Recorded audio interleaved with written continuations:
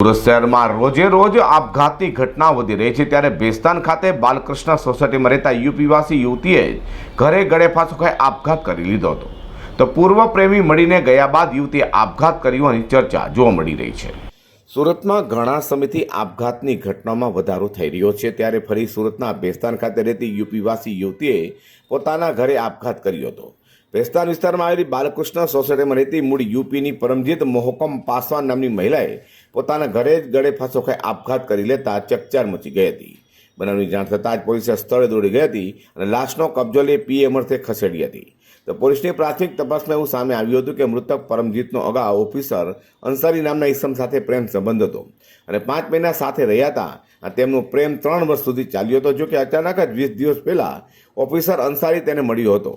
તેઓ વચ્ચે ઝઘડો પણ થયો હતો, જેમાં યુવતીએ આપઘાત કર્યો હોવાની ચર્ચા જોવા મળી રહી છે. તો બનાવ લઈને પોલીસે ગુનો નોંધી તપાસ હાથ ધરી છે. Bureau report G24 news.